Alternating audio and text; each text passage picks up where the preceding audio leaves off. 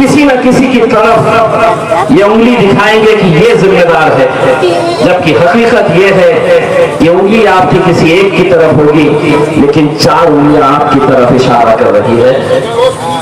आपको ये बता रही है कि इस मुल्क में मुसलमानों की अगर क़यादत खत्म हुई है तो मुसलमानों को कभी गैरों ने नहीं हराया, मुसलमानों को हमेशा मुसलमानों ने हराया है।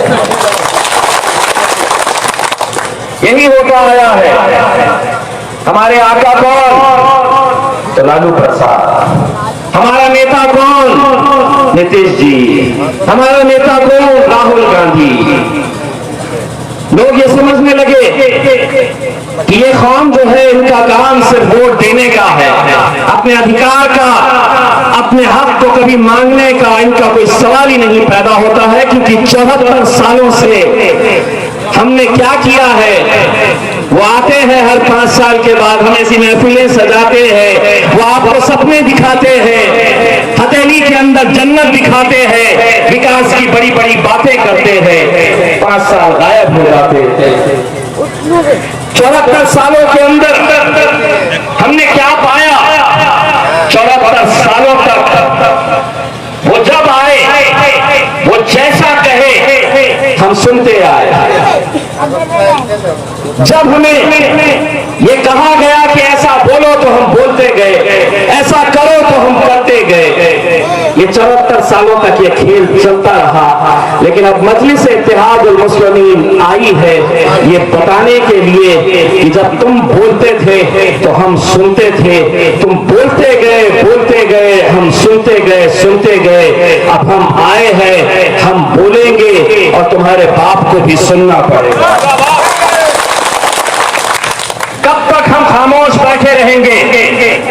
यही खामोशी का नतीजा है कि आज इस मुल्क के अंदर हमारे बुजुर्गों से जिनकी पीढ़ियां इस मुल्क के अंदर चली गई है, जिनके बाप दादाएं हमारी कब्रिस्तानों के अंदर मिट्टी की खुराक हो चुके हैं, आज इनसे ये पूछा जा रहा है कि बताओ ये मुल्क तुम्हारा है क्या? और अगर तुम कहेंगे कि मेरा है तो साबित करो।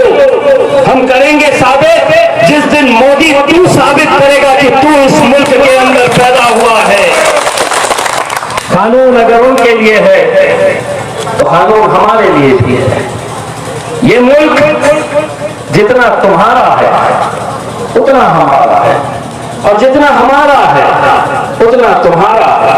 इसीलिए यहाँ की आवाम के जरिए मैं इस मुल्क के वजीर आजम और हमारे अमित शाह साहब को एक पैगाम देना चाहता हूँ।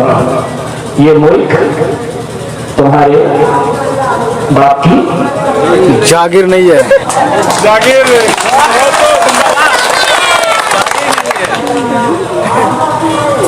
आप लोगों को समझ में आया मैं क्या बोला? मैं आधा बोलूंगा, आधा आप बोलिए।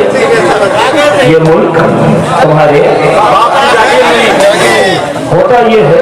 अब हम आधा इसलिए बोलते हैं कि इलेक्शन कमीशन वालों को हम बहुत पसंद आते हैं, पुलिस वाले भी हमसे बहुत मोहब्बत करते हैं। अब आरजेडी वाला कैंडिडेट पूछेगा, वो एमआईएम वाला आया था कुछ बोला गया, जेडीयू वाला पूछेगा कुछ बोला गया, केस बनता क्या उसके ऊपर? दादाजी का ठुल्लू बनता है। अब हम समझ गए हैं, तुम समझते हैं कि तुम ही होशियार है। तुम्हारे सब जितने बाप है उन सब के बाप का एक बाप है, वो हैदराबाद में गए। वो दिन जब हम डरते थे तुम डराते थे, लेकिन अल्हम्दुलिल्लाह मजलिस वो जमात है जहां पर डर और खौफ नाम की चीज नहीं है। और उसकी जिंदा मिसाल अगर देखनी है तो उस लोकसभा के वीडियो को देखो जहां 550 के उस ऐवान के अंदर जहां भारतीय जनता पार्टी के सांसद बैठे हैं, शिवसेना के सांसद बैठे हैं, आरजेडी के बैठे हैं, जेडीयू के बैठे हैं, कांग्रेस के बैठे हैं। मोदी साहब कानून लेकर आते हैं और कहते हैं कि अब ये कानून आया है कि जहां से मैं मुसलमानों को डराऊंगा और उनसे पूछूंगा कि बताओ तुम्हारा ये मुल्क है क्या?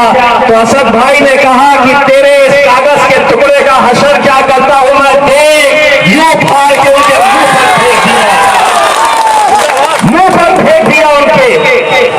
दोस्तों ये हिम्मत कहां से आती है?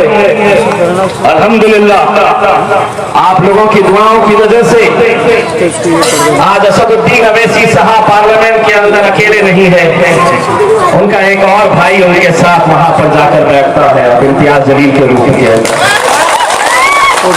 भाजपा वाले कहते हैं यार वो तो बोलता था, तुम भी बोलोगे?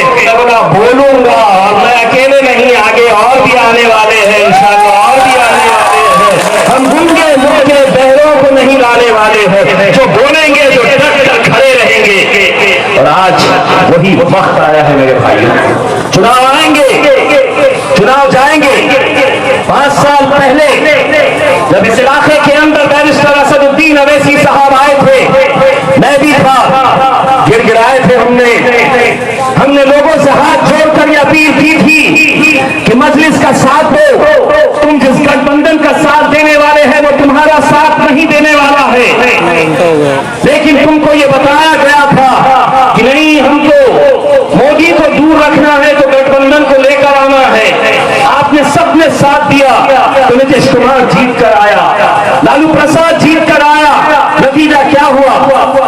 आपका वोट कहां गया? आप तो सोच रहे थे कि हमको मोदी को हराने के लिए इसको वोट दिए हैं, अरे तुमने जिसको वोट दिए हैं वही जाकर मोदी की गोद में बैठ गया है।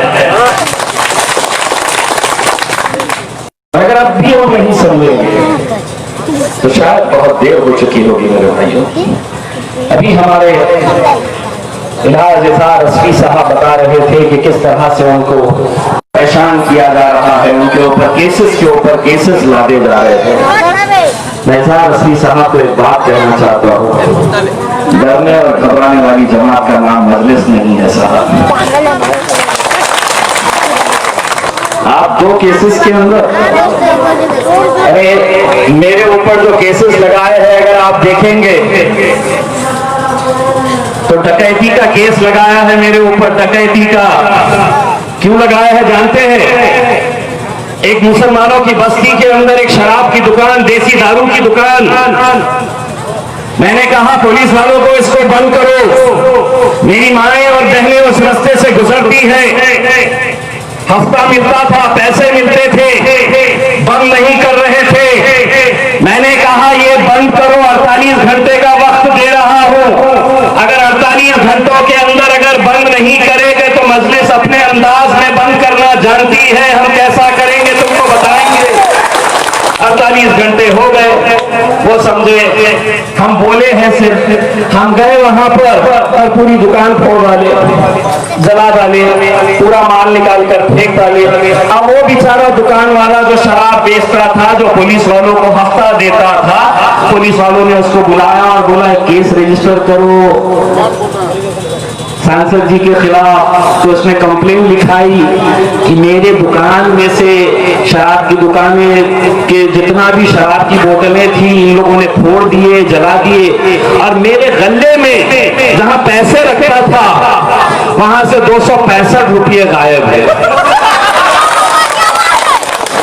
265 रुपये, ये FIR है, ये FIR है। 265 रुपये शराब वाले ने बोला कि मेरे गले में से गायब है।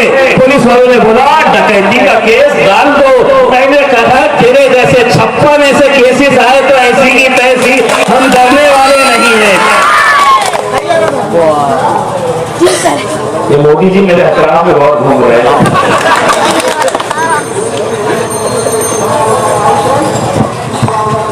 मेरे भाइयों, आज ये वक्त और हालात हम लोगों को बहुत समझदारी के साथ इस चुनाव के अंदर मैदान में उतरना है। मुझे मालूम है कि जैसे जैसे इलेक्शन करीब आ रहा है, कैसी कैसी साजिशें रची जा रही है, कैसे कैसे हथकंडे अपनाए जा रहे हैं, कैसे कैसे खेल खेले जा रहे हैं। हर इलेक्शन के अंदर ऐसा ही होता आया है और बड़ी आसानी के साथ वो जीत इसलिए जाते हैं कि ये कौम बढ़ जाती है।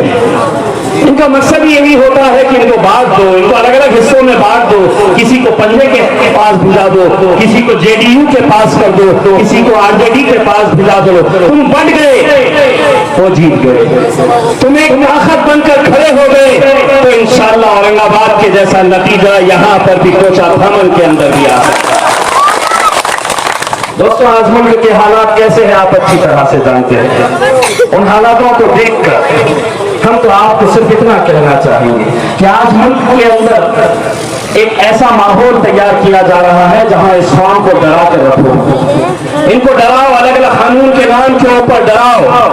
लेकिन हम एक बात कहना चाहते हैं मोदी साहब से और अमित शाह साहब से, हम डरते हैं साहब, हम बहुत डरते हैं, हमारी कौम बहुत डरती है। लेकिन कान खोल के सुनो, जिंदगी भर तुम्हारे जैसे से कभी ना डरेंगे ना घबराएंगे। अगर हम डरते हैं तो अपने रब से डरते हैं, अपने खुदा से डरते हैं। तुम्हारी क्या औकात है? 5 साल के लिए आए हैं, जिंदगी भर थोड़ी है। जिंदगी भर आप कहेंगे कि अब मैं वजीर आजम हूं, तो ना, मोदी जी की गलत फहमी में मत रहिए। क्या करते थे पहले, बोले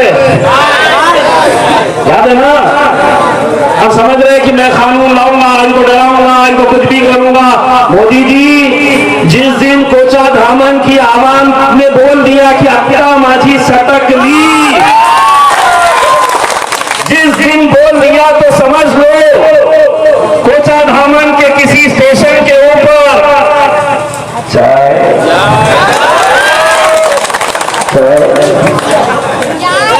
देखिए, हम जब ये बोलते हैं तो पुलिस वाले हमसे कहते हैं कि भाई वो वजीर आजम है, वो देश के प्रधानमंत्री है, आपने चाय वाला कैसा बोला? मैंने कहा मुझे क्या ख्वाब पड़ा था कि वो चाय बेचते थे। उन्होंने बोले हमको कि हम चाय बेचते थे। अब आज तक पूरे हिंदुस्तान में कोई एक आदमी ऐसा मिला नहीं है जिसने बोला कि मैं मोदी के टपरी पे से चाय पीता था, एक भी नहीं मिला। लेकिन उन्होंने बोले चाय बेचते थे। अगर तुम बोलते थे कि मैं पकौड़े बेचता था, भजिए बेचता था, तो हम वो समझते थे। तुमने बोले चाय वाला, तो हमने बोले चाय वाला। अब इसमें क्या है? तो पुलिस वाले बोले नहीं बोलना, ऐसा नहीं बोलना गलत। मैं बोला मैंने क्या बोला? मैं तो आधी अधूरी बात बोलता हूँ, आधी अधूरी पब्लिक बोल देती है, तो पुलिस बोलते हैं इसीलिए तो केस नहीं बनता है ना, तुम आधा बोलते हैं और आधा ये बोलते हैं। तो मैं बोला फिर कैसा होगा? तो बोले आप केस भी तो नहीं कर सकते ना, इसीलिए तो मैं बोला बाबा जी का खुल्लू मिलता तुम्हारे को, हमारे पास बनते ही नहीं।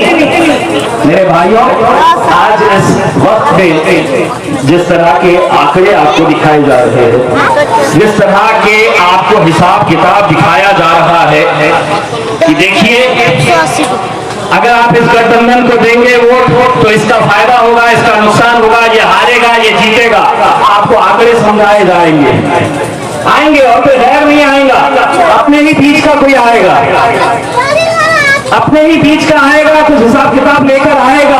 लेकिन उसको इतना कहना कि 74 साल से आ रहा था, मैं सुन रहा था, अब तू मांझा लाया है, मैं मांझा ले लूंगा लेकिन पतंग ही उड़ाऊंगा उस दिन, ये तय कर दिया है, ये तय कर लो मेरे भाइयों। और एक बात समझ लो कि आज अगर हम जिम्मेदारी के साथ ये इलेक्शन नहीं लड़े तो शायद कल बहुत देर हो चुकी होगी। आज मुल्क के हालात को देखते हुए ये हुकूमत जिस तरह से नए नए कानून लेकर आ रही है, उससे हम सबको चौकन्ना रहने की जरूरत है। आपको लगेगा कि नीतीश कुमार, लालू प्रसाद, रामविलास पासवान, राहुल गांधी, ये सब आपके बुरे वक्त में आपके साथ खड़े रहने वाले हैं। लेकिन मैं आपको यकीन के साथ कह सकता हूं, पूरे दावे के साथ और पूरी जिम्मेदारी के साथ कह सकता हूं कि चाहे वो बिहार का हो या किसी भी राज्य का, जब भी कभी इस कौम के ऊपर आफत आएगी तब एक ही इंसान आप लोगों के लिए खड़ा रहेगा और शख्स का नाम है बैरिस्टर असदुद्दीन अवैसी। और आप खुद देखिए, क्या ये सच्चाई नहीं है कि ट्रिपल तलाक का मामला आया, ऐसे अवैसी ने क्या बोला? अवैसी ने कुछ बोला? अवैसी क्यों खामोश बैठा है? आप ही लोग कहते हैं ना, बाबरी मस्जिद अपनी आंखों के सामने, यहाँ पर जितने बुजुर्ग बैठे हैं वो लोग गवाह है कि हमने टेलीविजन के ऊपर उस मंजर